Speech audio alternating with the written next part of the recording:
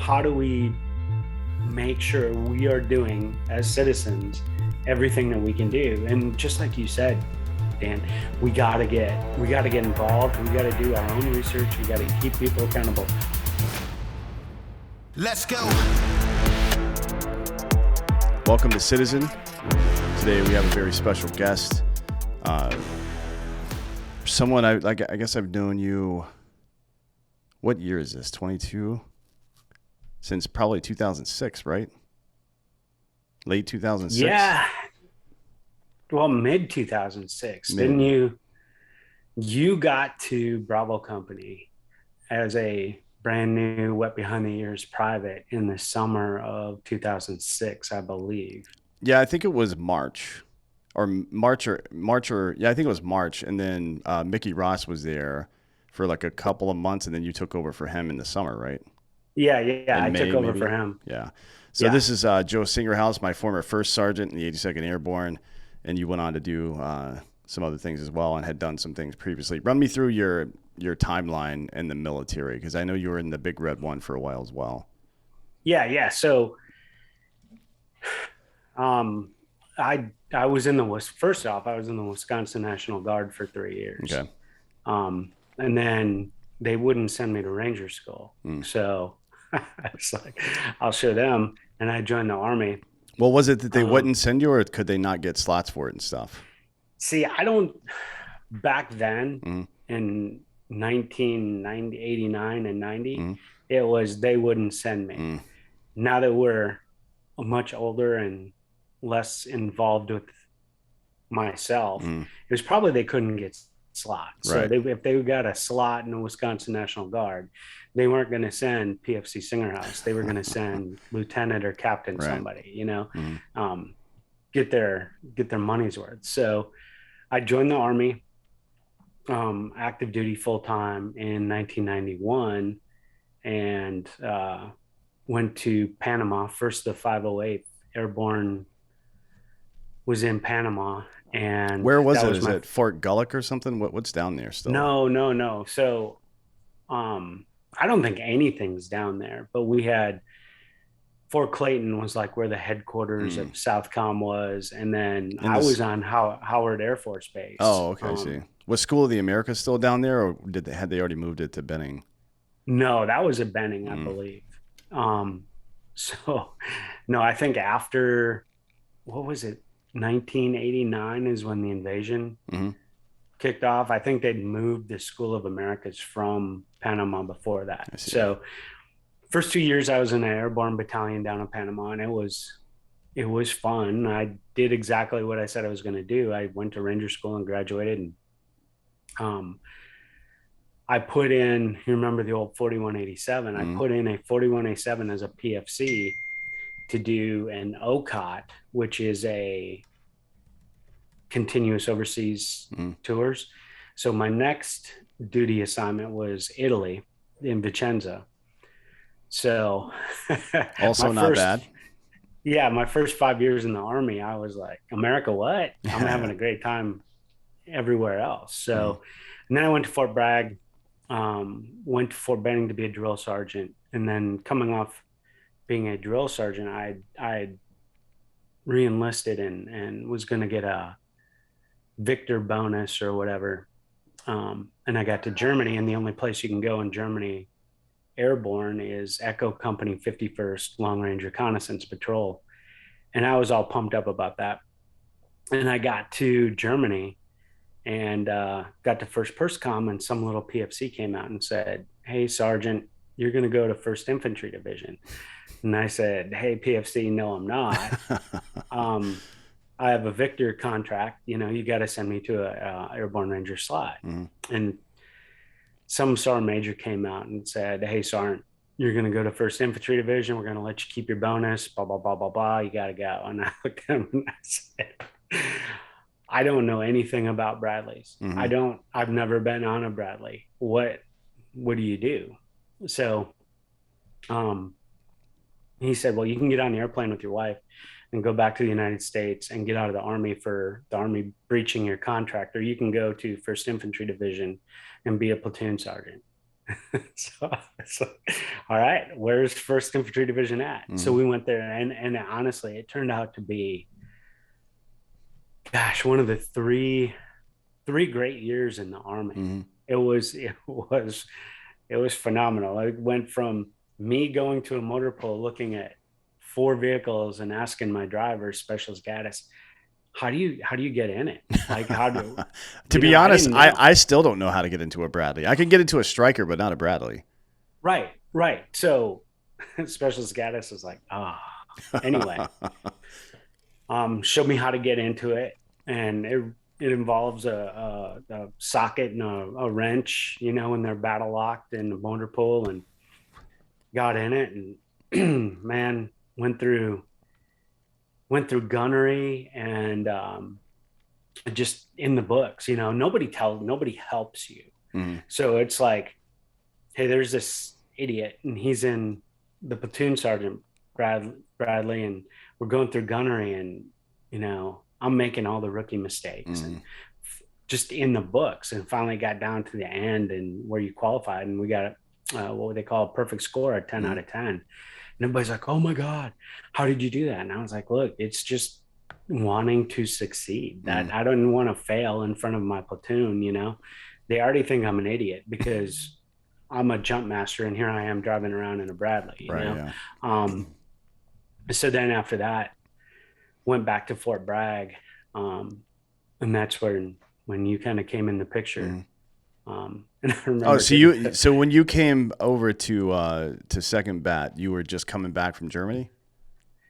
yeah, well, I had been in Second Battalion for about a year, Mm. right? Because You were in Delta Company, right, or something? no, I was at battalion Oh, headquarters I see. doing the ops sergeant major job or Mm. whatever. Um, and you look back, and it's simply because it didn't matter that I had deployed to Haiti with second of the 325 as a Mm. staff sergeant, and been in the scout platoon and Mm. all this other stuff.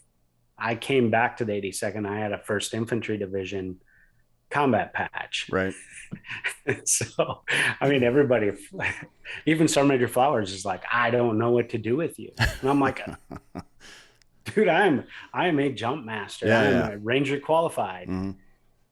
Well, if we can get you to combat and get an 82nd combat patch, that'll help out. And I'm like, okay, whatever. So anyway, my time came, and went to Bravo Company and met you, Mm-hmm. and just 132 kick-ass people that did a good job over in Iraq. So We had a good group of guys. I mean, not just the warfighting capabilities, but there wasn't a whole lot of bullshit backstabbing, because there was some tumultuous times, not in our own company, but outside of the company. I'm not going to get too deep into that. We had to deal with a lot of, I mean, just typical brass nonsense. And I feel like we all really rallied. I mean, there's always outliers, but I feel like we all, from Will and yourself all the way down, pretty much rallied together and got some work done over there. Because it could have gone pretty badly considering the weakness of leadership we had above us, in my opinion. Oh, it could have gone. It could have gone terrible. I mean, I think back to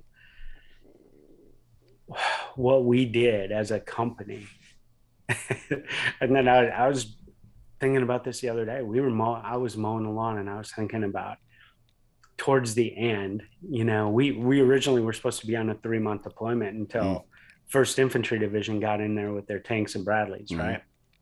And then we were told it's going to be a 12-month deployment. And then Petraeus came in and said, nope, everybody's doing 15 months. So Captain Canada and I had to go around and tell everybody twice, hey guys, we're not going home when we thought we were going to go home. And just the amount of, I mean, Lieutenant Benfield and I had that board in the CP, and every day we got mortared, we would chalk it down.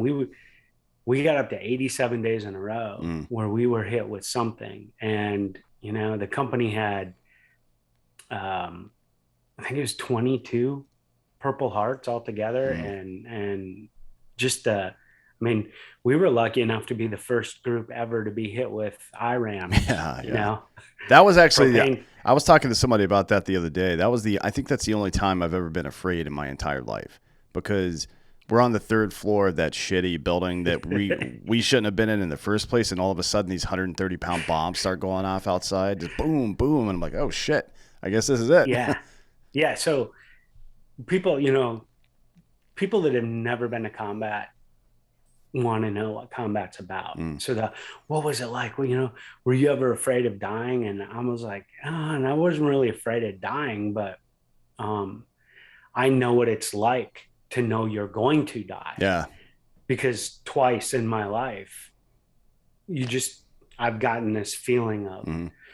okay, this is it. This is the day. And that was the first time, Dan, Mm. because we were out building a JSS in Shab with all the drunk crane operators. And Yeah. Was that you um guys were up at Bud's when that happened? uh, On the Bud's route, what was it, like 3 or 4 blocks north of us? That one or the one that was farther to the east? it was the one 3 or 4 blocks to the north of us. So it was up in Shab. It Yeah, was yeah. um we built that JSS, and Mm. anyway, it was so I had gotten back Mm. at like 5:30 in the morning and done whatever I was supposed to do and laid down at 6 o'clock, Mm.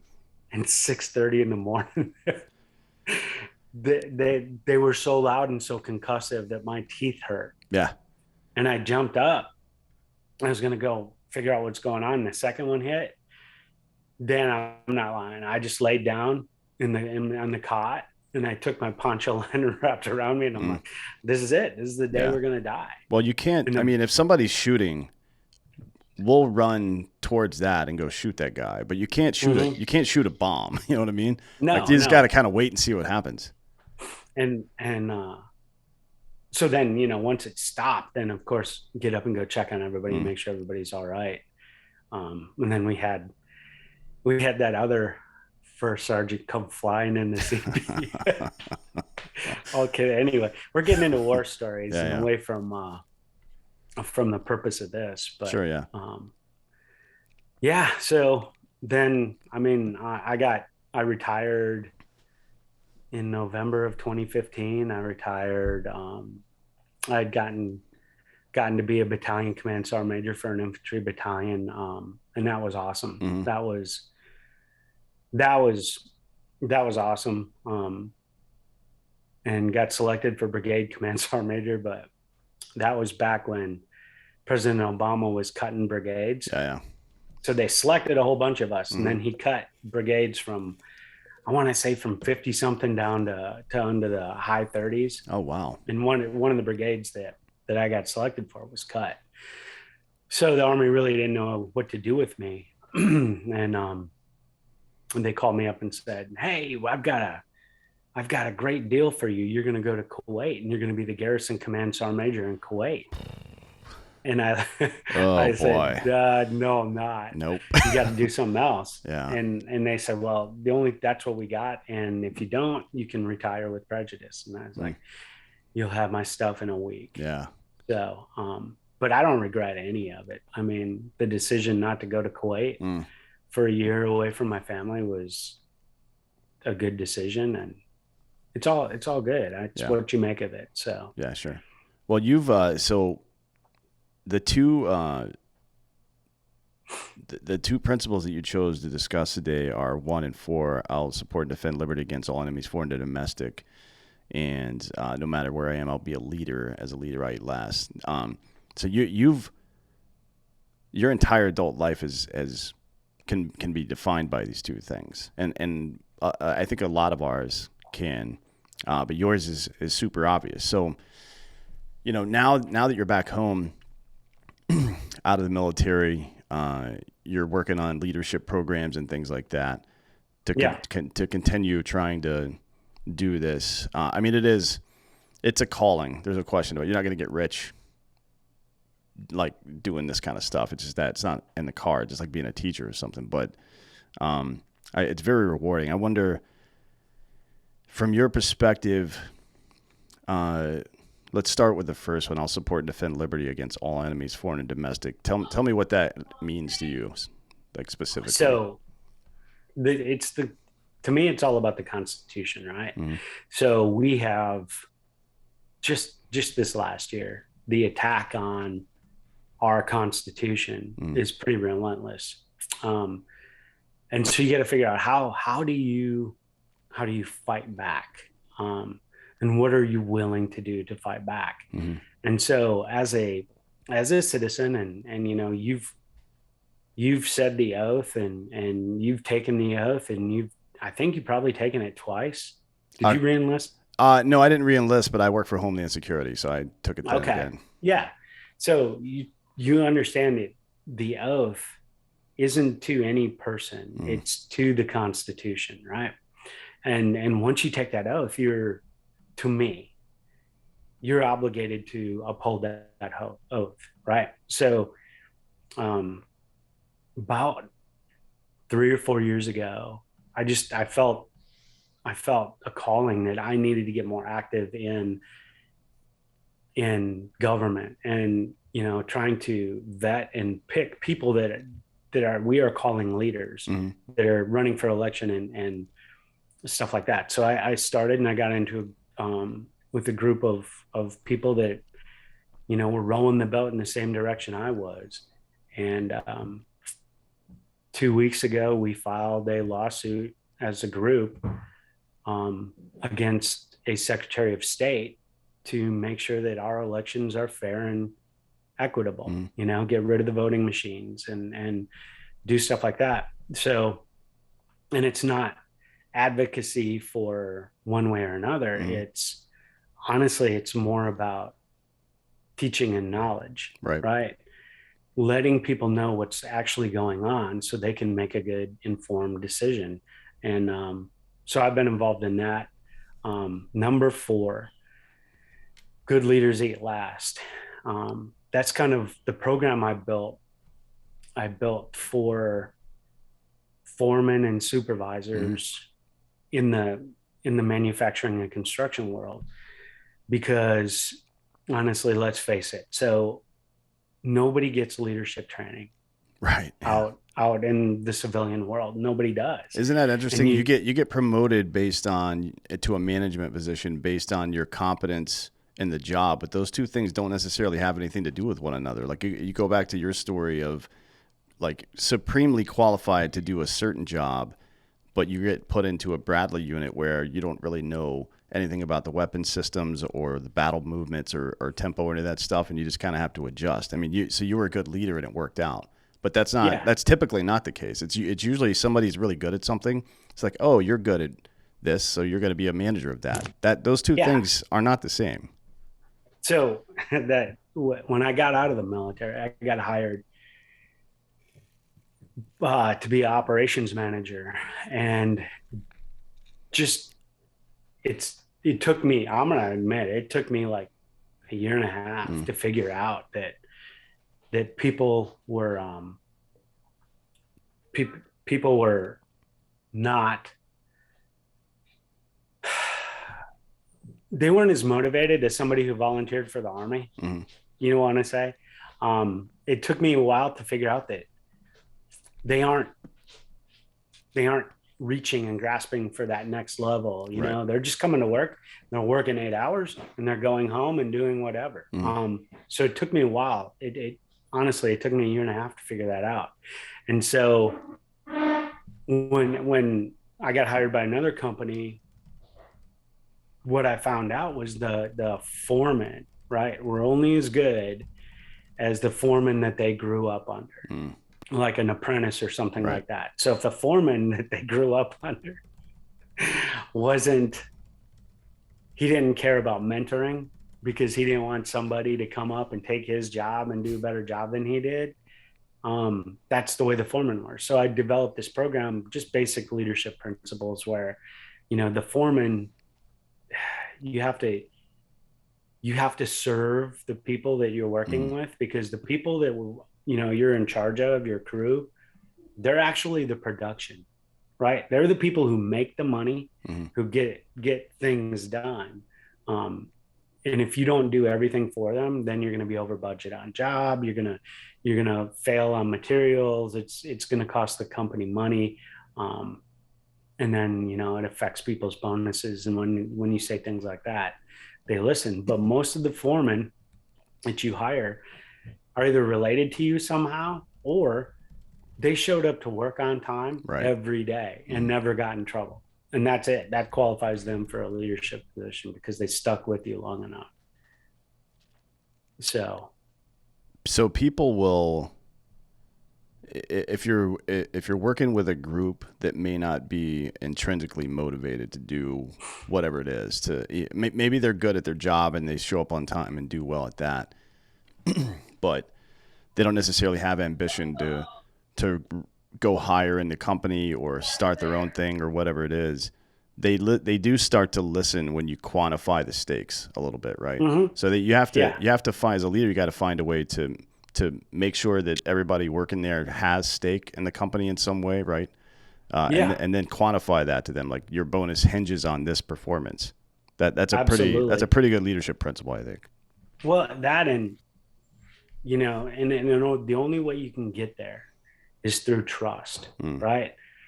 So if you were, let's say you were an apprentice plumber and you showed up, you wouldn't trust the guy that was your foreman until he earned your trust, right. right?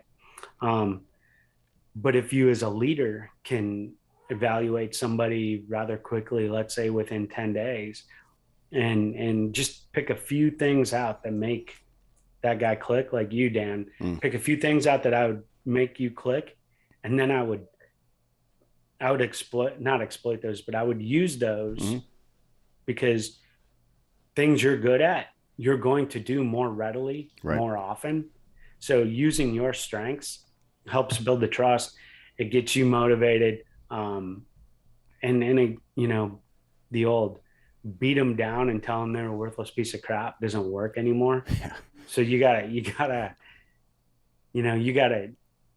encourage and promote, Mm. and that trust and communication goes a long way, making sure they can do their job. Yeah, it's interesting. I mean, it, it's something that I learned because even you as a first sergeant in an environment where you know everybody definitely double volunteered to be there, Right. um, and it's a tough environment and stuff. But even then, you have to motivate different people differently, and everybody doesn't get switched on the same ways. But it still begins and ends with discipline. Like sometimes you got to do shit you don't want to do, but like you said, I think that's a really good point. It's something I talk about a lot.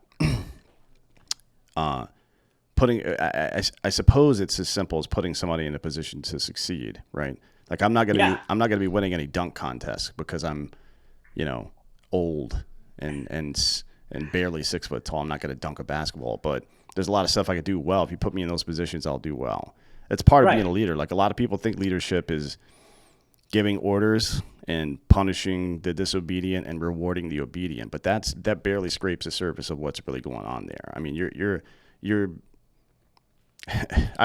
I'm sure you're doing this, but management of human capital requires at least some basic understanding of human psychology, right? Oh yeah, yeah. So I've I never I'm not a psychologist, right? Mm, But I have learned through screwing things up so many times that psychology is the best part of leadership, mm, right?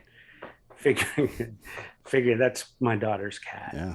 She just got a cat. Anyway, um, that's the best part about leadership Mm, is figuring people out, what makes them tick, and succeeding based on trial and error.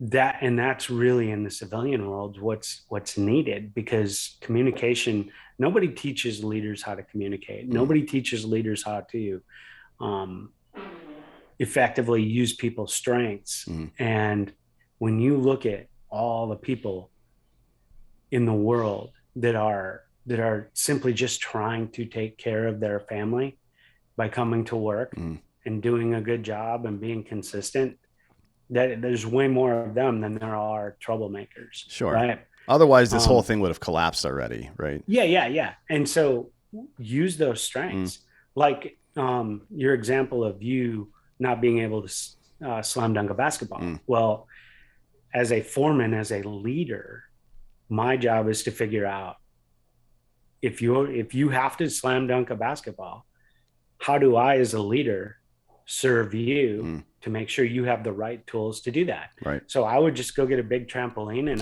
a foam mat and be like, okay, Dan, now you can slam dunk the basketball, but use this trampoline to Mm. get you higher and use this mat to fall on so you don't get hurt. It's problem solving. It's critical thinking, and people don't do that. We aren't taught that. We're getting dumbed down on purpose for a reason. So Right. Well, I think one of the premises of this show, and I talked about it in the introduction, the first episode is I don't necessarily. So there's always going to be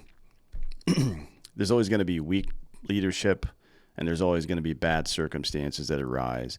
There will be bad actors who try to take advantage of power vacuums and prey on people and things like that. So that's nothing new. It was the same in America when we started back in the day. sure. But like Benedict Arnold was around. It's the most famous Yep. traitor of all time. It's not like we've just now started to experience shitbags, but uh, our sacrificing uh, involvement for complacency is, I think, a bigger. I think it's a bigger problem than the fact that evil people or bad actors exist. Oh Because, yeah. without if we're not weak and ignorant of these things, and if we do our part to be the best citizen we can be, then there's no room for that stuff. Like, it can't thrive. It's like trying to plant in rocks. You know what I mean? There's no soil there for it Right. to take root. So I think we as a society bear the responsibility. I don't blame, like, politicians are weak moral cowards, and they're like toddlers though, right? They're getting Right. away with whatever we let them get away with. Well, so politicians are easily moldable, Mm, right? And the molding agent is money, right. right? So politicians they are doing what the people that gave them enough money to get into office want them to do. But it's people like a good citizen Mm, that is doing the right thing and teaching respect and demanding respect and holding people accountable. That is the good citizen, and that's what we've gotten away from. Like you said, I think the other day you and Ross were talking about parenting. mm-hmm. You're talking about that mentally ill, confused kid up in Illinois, Yep. right? And Ross was talking about what's it take to be a good parent, blah, blah, blah. And you said something profound. You said it used to be when you were a kid and you were in a town and weren't with your parents, but somebody saw you doing something wrong, Mm, they jacked you up right yep. there. Right. It's happened to me quite a few times, actually. Yeah. Well, I grew up in a town of 450 people. Mm, Everybody knew everybody. yep. And so if you did something wrong, everybody knew about it. Mm-hmm. That accountability was there. And if you did something wrong, somebody's going to tell you about it. And it was not only embarrassing to you, but it was embarrassing to your family. And that's one of the things you don't want to do. And so, but the accountability, people are afraid to hold other people accountable right now because, I mean, you get crucified if you go against the I guess the wokeness Mm, of the United States. You get crucified. You get crucified on social media. You get crucified um, in your town. You get crucified at work. People are afraid mm, to say anything unless it goes again, unless it's with the, I guess, the Facebook majority or whatever yeah. you want to call it, Right. um, and it's causing an issue. And the other big thing I think of being a good citizen, um, is just respecting everybody you come across, and serving them somehow, one way or another. You see somebody broken down on the side of the road, um, stop and ask, Mm, hey, can I help you? um, what's going on? A lot of times you can go and get gas for them or help them mm, change a tire or whatever. That to me is being a good citizen. mm, And that goes back to number 4. um, Leaders eat last. You are making sure that those around you are taken care of, and mm. can be productive before you take care of yourself. Yeah, So for sure. Yeah, it's the reality is most people will go through their entire life without actually being in a formal leadership position. The vast majority of people will never be in a formal leadership position, but you're a leader if you're able to comprehend actions and consequences and think three-dimensionally and put aside your own personal benefit to help other people, you are by definition a leader because that's what a leader is, right? I don't yeah, care. I don't. yeah, I don't care if you're 15 or 50. You know what I mean? I don't care if yeah, you're the if you're in high school or getting ready to retire. You're a leader because when you are able to when you act that way, when you behave that way, uh, people will look to you as a leader. It doesn't matter what your title is. right. And to the other point, what you're describing there is I think the real one of the big problems, if not the big problem, whether it's in the workplace or in parenting or in politics. You may say that you don't support whatever shitty behavior is happening, whatever your kid's doing that you don't like, or whatever your soldier's doing, or whatever a politician you voted for. But if they do the shitty thing and still get what they want, which is to say, uh, uh, they get to go hang out with their friends later if they're a kid, or they get elected if they're a politician. Yeah, You've now trained that person to believe that not only is their behavior okay, but it's actually preferable, right? Because they got to yeah. do what they want and they still got what they want. And that's not how Yep. life is supposed to work. No, no, no, no. Consequences now are a thing of the past, Mm, right? So I think no matter what you do in life, every decision you make, there's a consequence. That consequence could be good and enjoyable, or it could be bad and painful. Um, or you could have consequences put on you because of the decision you made. And that being a citizen means you have to hold people accountable, and there has to be consequences. mm, Politicians, man, there's no consequences for them mm, right now. It's we are divided as a country, between the left and the right, and it's by design. And if you think about it, it should be we are shouldn't be divided by that. We should be divided by either right and wrong, mm-hmm. right? So this may be controversial, and one of the things but if people think the Republican Party is better than the Democrat Party, to me, they're the same thing. Mm, They're bought by the same people. They just wear a different color tuxedo to the dance. mm-hmm. That's it. It's designed that way. And so as a citizen, to me, right now, because the definition has to change based on circumstances, Right. but just getting the knowledge out about the people Mm-hmm. that are running, and making, allowing people to make an informed decision Right. is critical. And that's what I'm trying to Mm-hmm. do in my spare time, I guess. So Yeah. I mean, so back to number one, I will support and defend liberty against all enemies, foreign and domestic. I think it's a really interesting statement. It's the reason it shows up in all of our oaths of office, whether you're a first responder, or military, or federal service. Support and defend, right? That's sword and shield. mm-hmm. And foreign and domestic means it doesn't really matter where the threat's coming from. It has to be dealt with, right? So, Yeah, yeah. but for the first half, for support and defend, I think this is one that's like it's super interesting to me because what does it mean?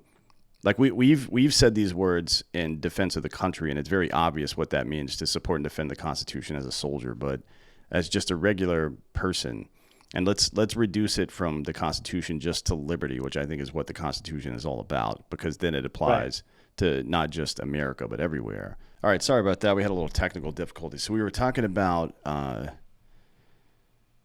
politicians, this is why I like to talk about 360-degree leadership, right? So, and I've given like many lectures on this before about how an infantry unit moves around, where it's not the command element typically isn't out front, right? Right. Because that doesn't make a whole lot of sense. Like you can't give orders to everybody if you're out front. So you don't always have to, like we hear things like lead from the front and stuff like that. You should lead from no matter where you are. And as a citizen, part of your role as somebody who's conscious and aware to be a leader is to lead by example and expectation. I think it, well, two things. One, I'm pretty sure you told me both of these things first. I'd seen the Leaders Eat Last principle in motion a lot, because in the military, for those of you who haven't served, if there's a holiday or something, the officers and senior enlisted guys serve everybody first. It's kind of a tradition to do it that way. But I think you're the first person that actually said that phrase to me, Leaders Eat Last. But you also told me one time, I think it was when I was getting ready to go to the sergeant board or something like that. You said it's not what you expect that happens, but what you inspect that happens, right?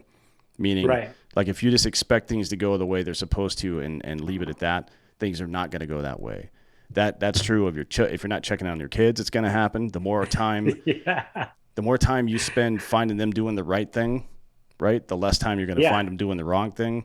The same is true as a manager in a business or as a citizen with politicians. Like we enjoy our convenience.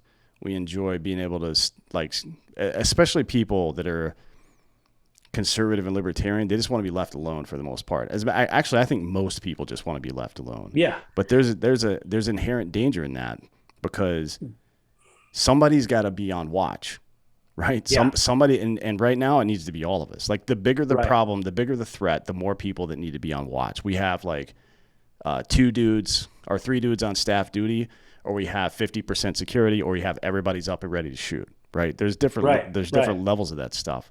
And we've been asleep at the wheel for some time now, and this is just how it works. Like if you leave people to their own devices like that, particularly ones that are motivated by things like money, it's not going to go well. Well, no, I mean, so you think back to throughout history, right? I mean, Andrew Jackson. I mean, if you go back and you look at Andrew Jackson, right? We've been having election issues. Gosh, I think George Washington was the only person that probably didn't have some election issues. Right. Yeah. There's actually Rutherford B. Hayes as well. The Associated Press and Western Union assisted him in kind of getting away with some bullshit. You can read about it in The Master Switch by Tim Wu. It's a really good book. But anyways, yeah. Right. But how do we make sure we are doing as citizens everything that we can do? And just like you said, Dan, we got to get involved. We got to do our own research. We got to keep people accountable. So in the state I live in, we had a Senate race, and what really kind of tipped me over the edge was one guy announced that he was running for Senate, and it felt wrong. It felt wrong. And the only thing he ran on was, hey, I'm this guy, I'm a veteran. Right. So I started digging into it, and it was just rotten all the way through. So I was getting information out to as many people as I could, and thank goodness it worked, Mhm. right? Um, otherwise, otherwise, I mean, it's just people that want to run for office nowadays, you just can't trust them. You got to dig. Yeah. They're all there's motives behind everything, and what is the motive? And 99.9% of the time, it's not to serve you, you know, the human, Mhm. the citizen. It's to make themselves rich or Advance their career in some way. Yeah, for sure. yeah. Yeah. So, and that's what we got to get rid of. And the only way we're going to get rid of it is through people like you with Mm. this show, through people like me that just we're done. We're Mm. done with it. You know, as far as defending the Constitution as a citizen, I mean, you have to know what the Constitution is first, right? That's You helpful. just you Yeah. get yeah, you got to know what it is, and people don't know what it is because you are taught in school, in public school. Mm. You're not taught what the real meaning is. You know, That's definitely true. I mean, I'm a generation younger than you even, and I don't recall a very like I took government classes in school, and we talked about torts and structures of government and stuff like that. But very few people have an understanding of, for example, the Ninth and 10th Amendments, right? Which is right, the we've written down all the stuff we can think of right here. These are the things that we believe are intrinsic rights of man and should not be messed with in any kind of way. And anything else either has to be added to the Constitution through an amendment or it has to be returned to the states for a vote, right? And right, that's it's not a judgment on the issue itself, whatever issue you place against it. That's just how the law is meant to work.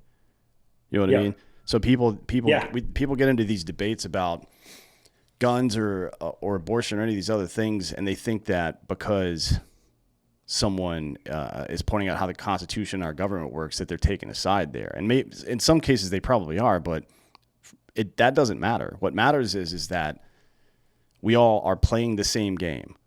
That's right, that it has to be that. Although, so, like, if you try to have a basketball game and everybody's got different rules, you will never know what's going on or who wins. You know what I mean? It doesn't right, make any sense that way. So, right. And I think one of the like you said, knowing the Constitution. So we just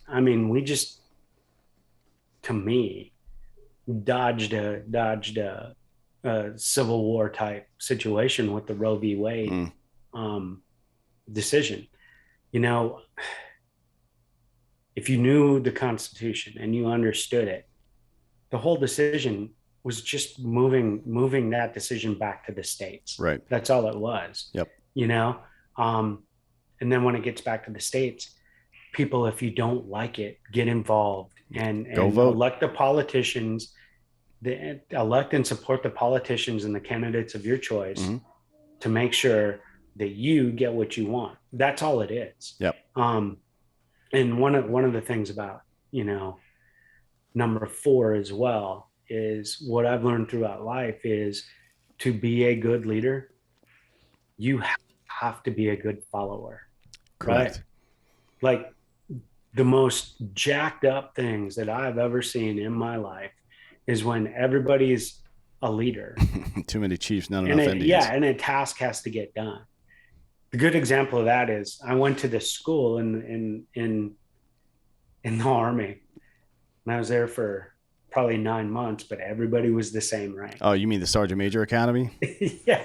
Or we call it the lobotomy factory, actually, I believe is our phrase for that. And it was like, we got to get something done. Mm. Well, everybody's like, yes, we do. And stand there with their hands on their hips. And it's, you have to clearly identify who that leader is. And good leaders, honestly, will support the leader in charge with whatever they need and come up with good suggestions. And hopefully the guy in charge is able to listen. Mm. I always, even in Bravo Mm-hmm. company, I would always listen.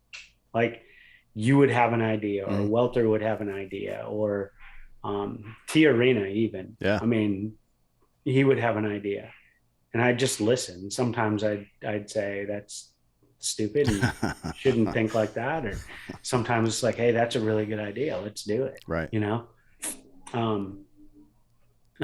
Well, that's a meritocracy, right? That's the way. Like I tell people this all the time. War is the ultimate meritocracy because oh yeah, if the bad ideas win, then people die. Right. Yeah. I mean the results couldn't be any clearer, and I think it's a good thing to a good point to make that you can't lead unless you know how to follow. I think it's not just the disruption it causes if there's too many leaders, but like how do you really know how to communicate to the people following you unless you can imagine yourself in their position, or unless you've been in their position? You can't, in my opinion. Right.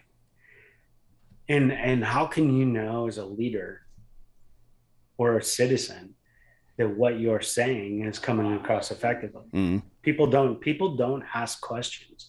A good leader will say very little, but he'll ask a lot of questions. Mm-hmm. You know, that feedback you get from an apprentice or a soldier or somebody on your soccer team, if they can answer you correctly, that means, okay, they understand, we can move forward, you know? People don't ask a lot of questions. No. They just assume things and then it's locked in stone. So, well, that's how you learn too, right? It's the process of recall. So, I've done, I've studied developmental psychology and educational psychology quite a bit. The way people learn, consuming information and the different types, whether it's hands-on or learning or listening or whatever it is, or even watching somebody else do it. But it doesn't really matter how they pick it up. They pick it up in one of those ways, and you have to be able to pick it up, sit with it for a minute. It's typically for learning a new skill. You need a period of instruction and then about a 30-minute break for your brain, to do its thing. And you come back to it and repeat it back to somebody or do it, demonstrate it or whatever it is. So what you're doing as a leader in that scenario isn't just making sure that all your people are squared away. You're building new leaders now, right? You're teaching people not what to think, but how to think, which is an important skill that we've seemed to have lost. Critical thinking is I mean, you got to have college courses on critical thinking, and it shouldn't be that way. No, you know, in high school or junior high, or like at home with my kids, I just ask them questions. Like, if you do that, how's that? What effects are you going to get out of it? Like, how's it going to help you? What is the purpose of it? And 9 times out of 10, they can't answer, but they got to think about it, right? And that's just the critical thinking it's wasting money in the civilian world. It's allowing for poor candidates to be leaders. And you know, there's a huge difference between a leader and an influencer. Right. And I think in even in the Army, right? So leaders lead, like team leaders lead, squad leaders lead, platoon sergeants are influencers. They influence the squad leader and the team leader. Right. It's just like in a business out here, you know, your foremen and supervisors lead. Right. Your managers manage, and the owner of the company, he influences.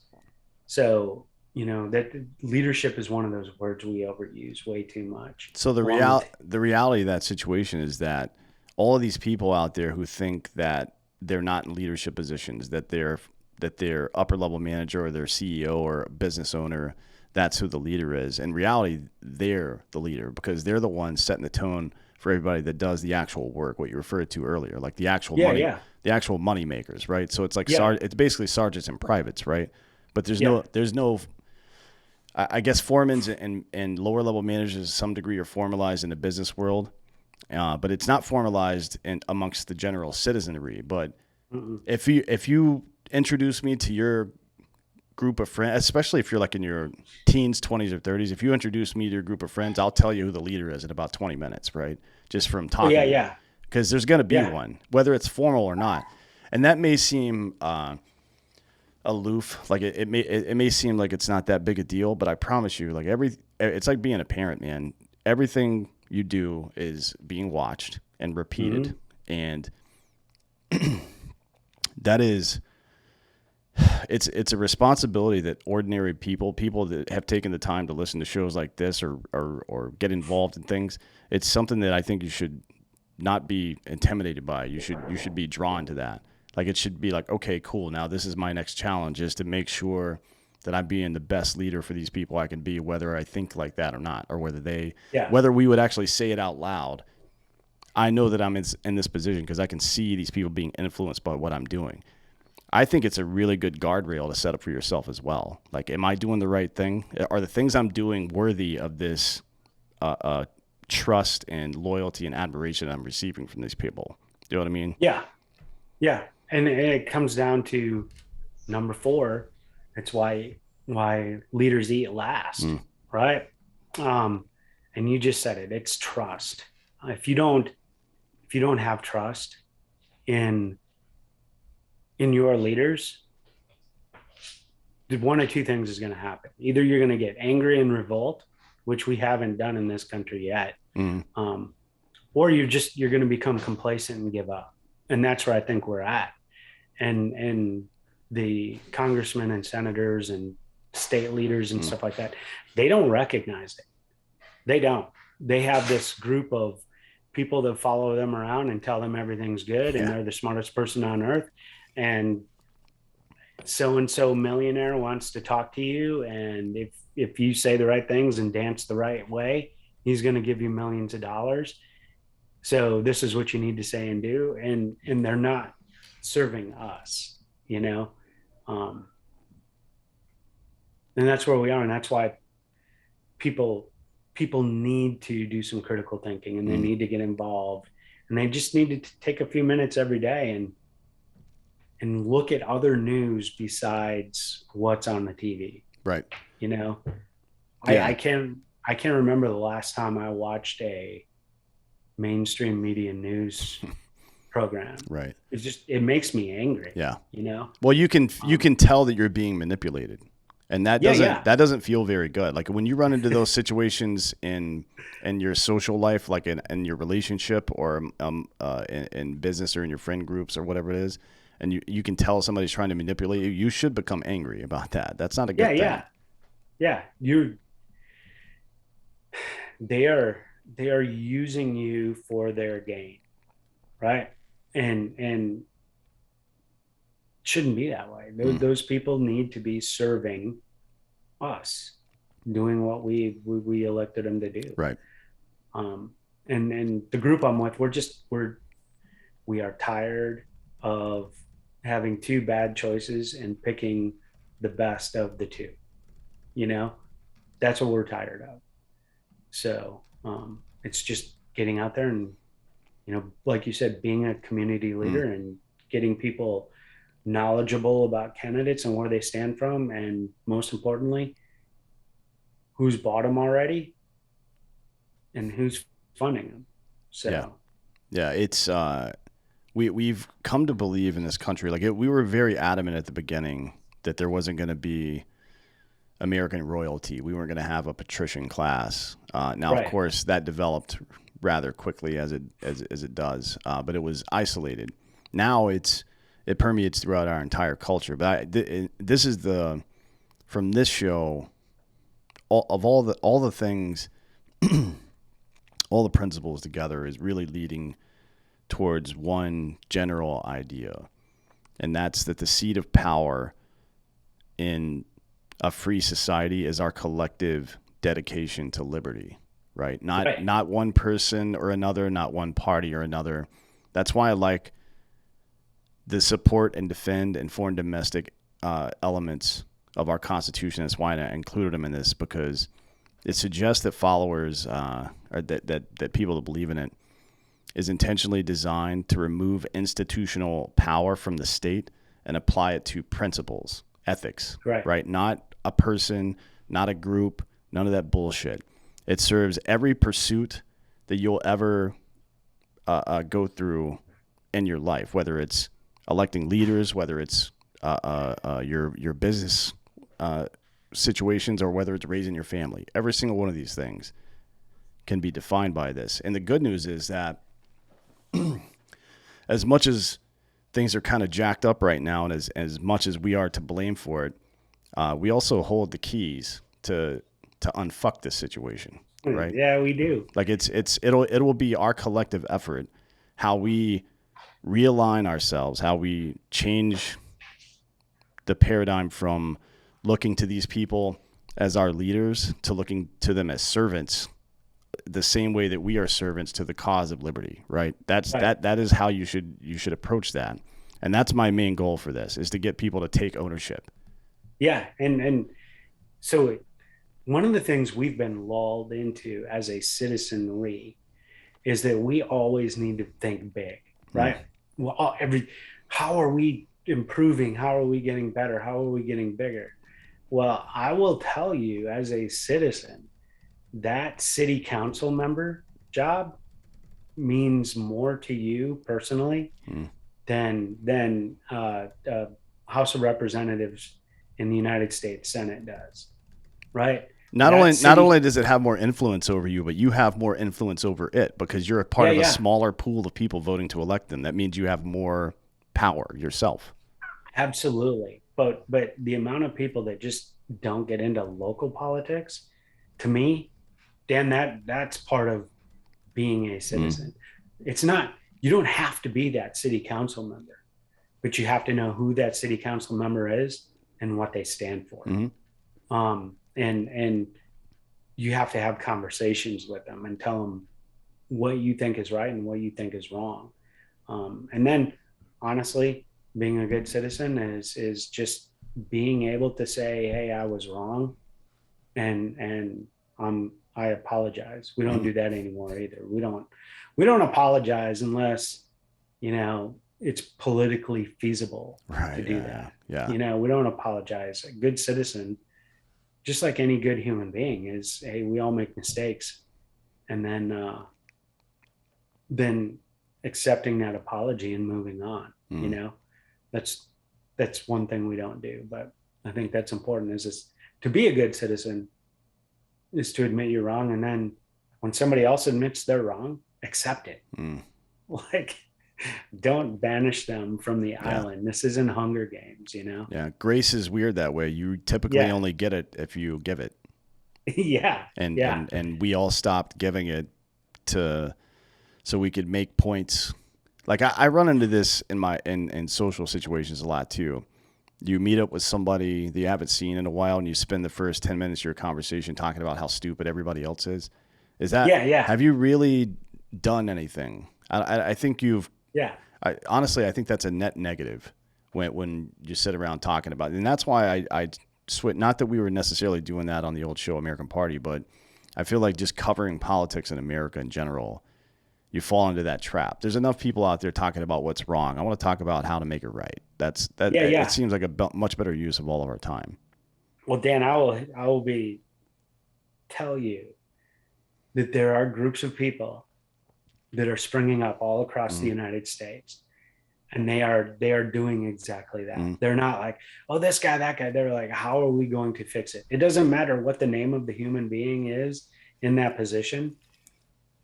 We're going to fix it. We're going to expose it. We're going to support it, whatever.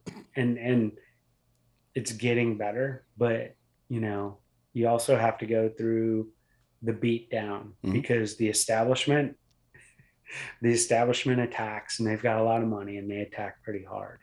But as long as you understand what the Bill of Rights are, the Constitution, you're always on solid ground. So I do see a lot more people getting involved, and I like that. I think it's again, the good news is that is still in our control to solve in a lot of ways. I mean, not Yeah. people like to, because it's easy, people like to reduce it to just voting for one party or the other, or who's going to be president, but that's not it. That's, It's the day-to-day stuff, like you said, that really yeah. matters. I mean, if you're like a professional athlete, and let's say you're a baseball player and your timing's off, you're a hitter, you don't go up to the plate and try to hit home runs every time. You go back into the batting cage and start working on fundamentals again. You know what I mean? That's Right. always the Right. solution.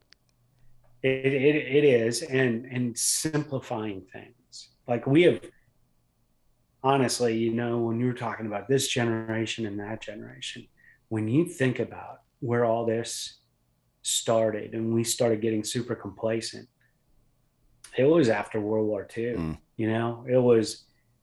It was that generation coming back. Everybody, just the major mix up, um, and the people that were getting involved with government, um, they're the people that raised that generation, who raised the generation that raised me, that mm, and we raised you. So it wasn't, you can't blame it on one generation. You can blame it on a circumstance of, economic mm, prosperity, um, bred weak men, and then feminism came in and, um, took away the power. They divided men from women, and now you got bad dad jokes, and people don't take dad seriously, or mm. dad's not even around. Right. um, that's part of it. And when you don't have that leader at home, um, we get to where we are now, where we got to go back to the basics, like you said. Yep. And it takes citizens to do that.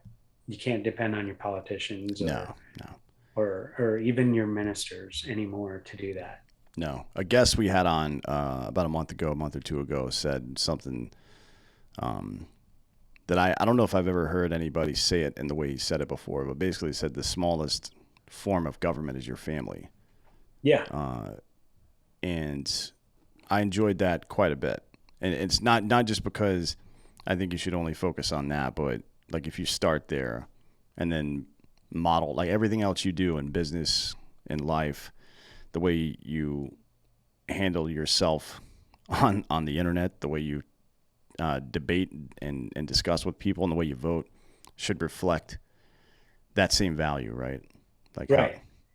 So how is this helping my family? yeah. So, when God gives you a child, it is the greatest gift that you can ever receive. Like, but it is so much work, right? It is peaks and valleys. It is good. It is bad. It is, um, love. It is hate. It is everything. But it's your responsibility. You are accountable as a parent. You are accountable to that child to make sure that child grows up to be a good citizen that's Mm, respectful of others, and an asset to the community. And when we say asset to the community, that doesn't mean they have to be a leader or anything. They just have to stay out of trouble mm, and allow other people to live. mm. That's it. Asset to the community. you know don't take, but just give. That's it. That's leadership. Yeah, it is. It is. And again, just to bring it back full circle, you don't have to be in a leadership position to be a leader. And Nope. that's why I wrote this particular principle the way I did. No matter where I am, I will be a leader. And as a leader, I will be last. I think I think it's a good way to think about your life. It's something that applies to everybody, no matter what situation, your age, uh, uh, or position socially, or in the workplace, or in government, or whatever it is. You're always a Yep. leader. If you're able to comprehend, uh, uh, if you're self-aware enough to realize that your actions have consequences, not just for yourself but for other people, you are a leader by definition. Um, Well, and to go even further, Dan, it mm, used to not be like this, but if you have the ability to to have critical thinking, Mm. you are a leader now, because you're going to be the guy. Even if you're not in charge, you're going to be the guy that go, hey, if we do that, here's the consequence of what is going to happen. Right. And the leader in charge will be like, oh, well, maybe we should change our mind. You know, Yeah. um, we don't have those skills Mm. now. It's few and far between. So yeah, we need to do better as civilian leaders to get that out. Mm. And like I said, that's one of the things I'm trying to do with foremen and supervisors, is just give them basic fundamental leadership skills. And of course, part of that's being a great citizen. Mm.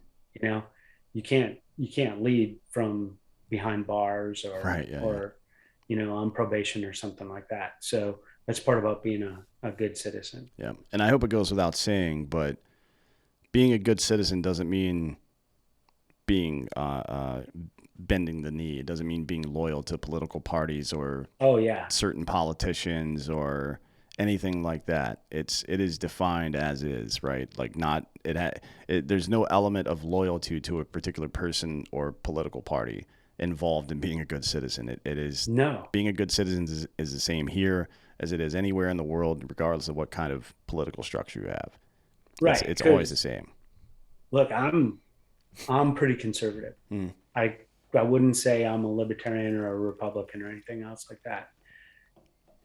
But the more I listen to Tulsi Gabbard, Mm. the more interested I am in what she has to say. Right. Because she makes sense. Well, you can Right. you can kind of hear her thinking out loud. Like she clearly, Yeah. she's from Hawaii, right? So she's got deep roots in liberalism, like Right. actual liberalism, not crazy liberalism. Yeah. And you can hear her kind of ferreting out reality, because Right. I say this a lot too. When conservatives are out of control, reasonable people should appear liberal, and when liberals are out of control, reasonable people should appear conservative. That's kind of how the pendulum swings. Yeah. And it's got to be that way. Yeah, and she gets roasted by the left all the time now. They won't even put her on their TV shows anymore because she had the temerity to say, hey, you know what, you guys, this doesn't really represent anything about what we've been historically. And, Right. and she's the one that gets booted out for it. It's very interesting to me. Yeah. I just think so. In a world of I guess hardness, Mm. she to me is the reason of empathy, Mm. a little bit common sense and empathy. Yeah. And you need that balance. Because we like you said, the pendulum is swinging towards a hardness and an absolute. Mm. And that's not good either. No. We need that balance. Yeah. So, And I don't want it to swing from wokeness to something on the far right either. Like that's not helpful for anybody. And that's no. You're seeing a lot of the pockets, over the past couple of years have done that. Guys have been like, well, they're going to do all this stuff. We're going to do this. That's weak. That's your weakness talking. You know what I mean? Yeah. I challenge, be a man, do what's right, regardless of what the circumstance is. Don't like if you're trying to stand on some moral high ground because, well, they were doing this, so I did this. That's the way a child talks.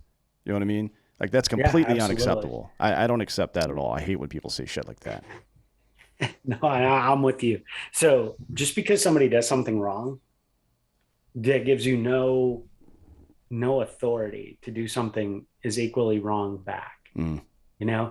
Maintaining your integrity is all you have. Mm. Gosh, I'll tell you what. One of the best quotes, and I use it all the time, is we were packing up and going away from the sheds we lived in during the surge. Mm-hmm. We'd come out of Solder City, and we were standing there. One of the majors at brigade came down, and he said something profound. It was, man can take away all your money, man can take away your wife and your family, but the only thing man cannot take away is your integrity. Mm-hmm. That's the only thing you can give away. Yep. Right. So guarding that and holding that to me has always been important. And that's part about being a good citizen. If you see something wrong, have the integrity to say it's wrong, but you don't, I mean, you can do it respectfully and get your point across. But then having the integrity to accept somebody trying to make you better by pointing out something wrong you did, Right. you got to be able to accept that too. Yep. So, well, hopefully we all do that more frequently than we have been, because it's been a bit of a shit show lately. I appreciate you coming on today. This has been a really good show. yeah. It was nice to catch up. It's also good to know that they're just I consider myself just an ordinary person doing something that I think is important, and there's a lot more people doing stuff like that now. And I whether I agree 100% with what they're doing or not, the motivation to actually get out there and affect change with an open mind, I think it's much needed and a better way to go about things than just echo chambers shouting at one another. So I appreciate you coming on today. Is there anything else you'd like to say before we get out of here? No, Dan, it was great talking to you. I, like I said, I can't watch the Squidbillies without thinking about you and Walter. And I love that show. yeah, I did. I just, you are part of my memories that, it was positive. Yep. And it built strength and character. And you are, believe it or not, you're what's helped shape me up to this point in my life. So I appreciate it. Yes, sir. Well, it was really good to see you again. Thank you for coming. Thank you all for listening. This has been Citizen.